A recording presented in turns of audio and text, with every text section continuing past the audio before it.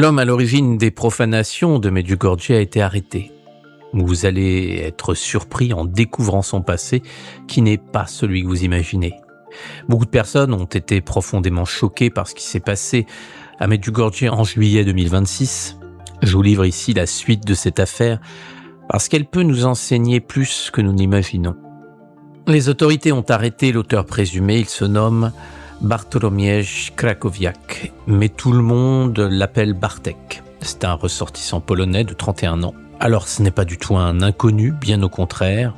Bartek, il a grandi en Pologne, dans un environnement difficile.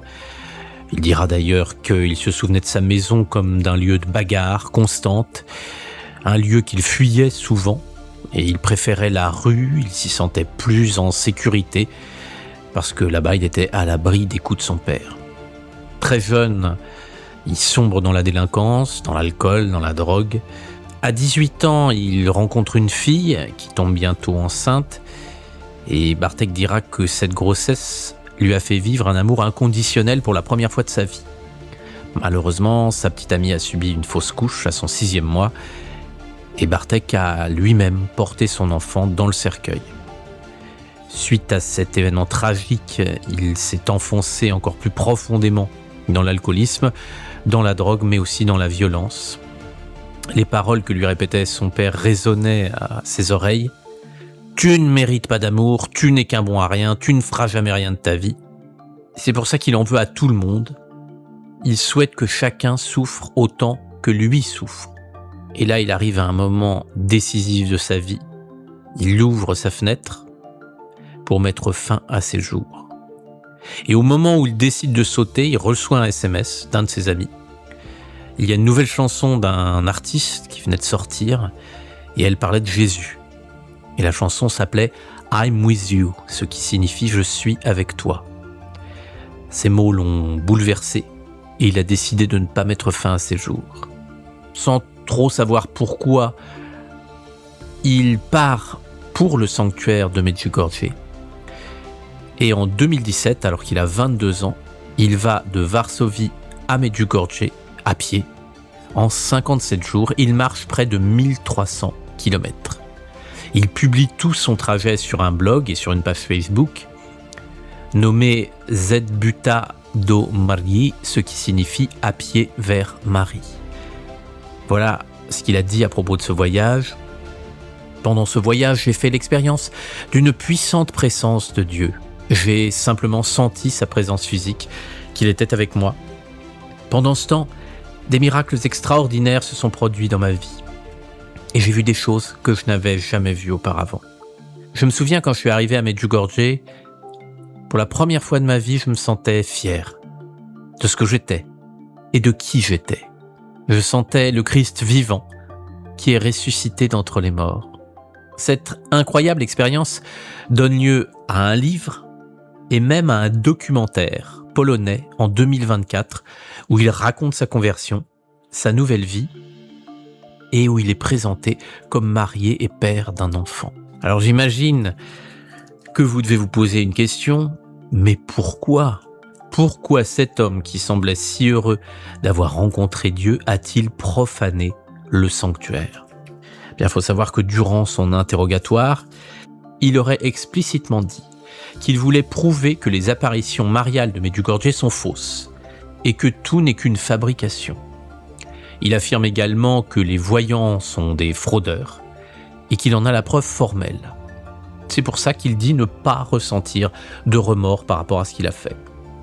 Rappelons que lors de son blasphème, il a laissé des inscriptions comme « Diable en jupe »,« Medjugorje est une tromperie »,« Notre-Dame égale le diable », seulement Jésus. On peut légitimement se poser la question, mais que s'est-il passé ? Comment cet homme, qui semblait avoir vécu une conversion magnifique et qui avait inspiré tant de personnes, a-t-il pu en arriver là ? À première vue, il aurait vécu une dépression profonde et il se serait éloigné de ses proches. Il aurait quitté sa femme et son fils et la communauté religieuse qui le soutenait a déclaré qu'il refusait toute aide. Que retenir de cet événement au-delà des opinions de chacun ? Je pense que le plus important, c'est de comprendre que les forces sombres cherchent à chaque instant à nous faire tomber. Nous ne sommes jamais à l'abri d'attaques. Au contraire, ces forces scrutent nos moindres erreurs pour s'y engouffrer et nous murmurer les pires conseils. C'est pour ça d'ailleurs que dans le Notre Père, Jésus nous invite à demander à Dieu de nous aider à ne pas succomber à la tentation. Parce que tant que nous serons sur terre, nous serons tentés. Personne n'est à l'abri. Et les personnes les plus à risque sont celles qui se croient intouchables. Jésus a d'ailleurs souvent insisté sur le fait de veiller et prier. La vigilance dont il parle n'est bien évidemment pas dans le plan physique uniquement, mais au niveau de nos pensées et de nos émotions. Parce que si nous laissons n'importe quelle idée, n'importe quel courant entrer en nous, eh bien, c'est comme si nous laissions les clés de notre maison à des malfaiteurs. Quand nous rentrerons, il n'y aura plus rien. Tout aura été volé.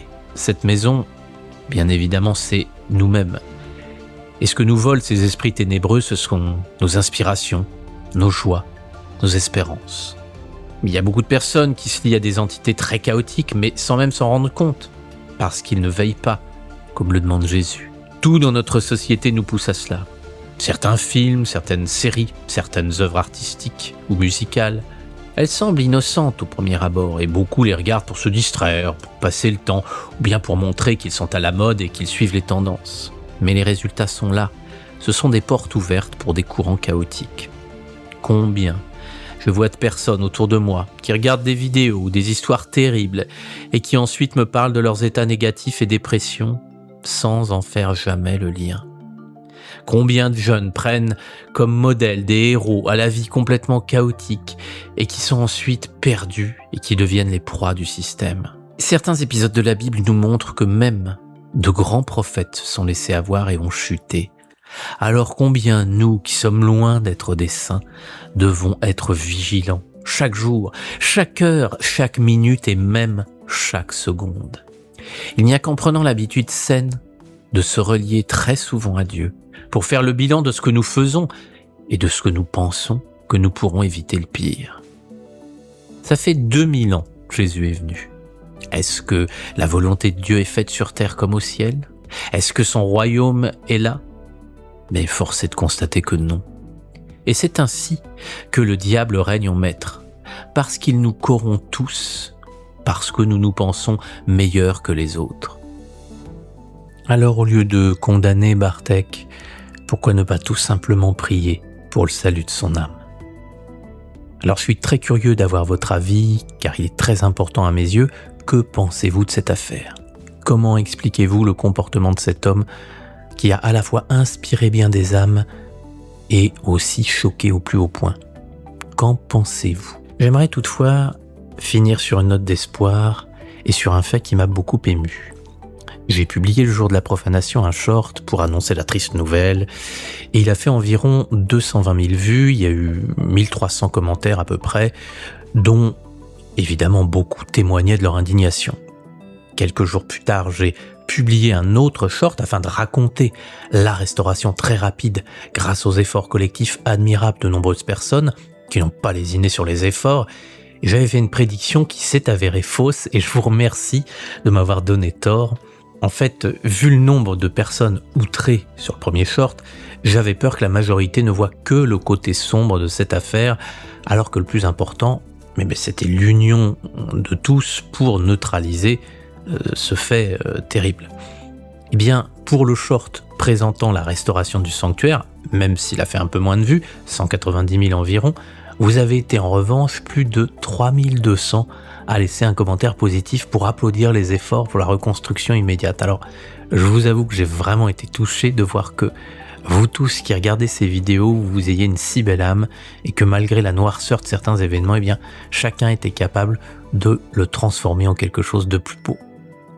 Et pour finir, je vous livre aussi cette information et n'hésitez pas à me dire ce que ça évoque pour vous, mais les deux vidéos, les deux shorts dont je vous ai parlé, je les ai aussi publiés sur TikTok. Voici les résultats. Celui de la profanation a fait 235 000 vues pour 1500 commentaires, alors que la vidéo de la restauration n'a fait que 18 000 vues pour toutefois 536 commentaires. Voilà, ce sera tout pour cette semaine et pour le 15 août, je vous prépare une très belle vidéo sur une apparition mariale ancienne, mais avec des messages en lien avec notre époque actuelle. Vous verrez, c'est assez troublant. Elle est assez longue, j'espère finir à temps. En tous les cas, je vous remercie pour être resté jusqu'au bout et aussi pour vos commentaires et soutiens qui sont une source de motivation extraordinaire pour continuer malgré les difficultés aussi. Et comme toujours, du fond du cœur, je vous souhaite le meilleur.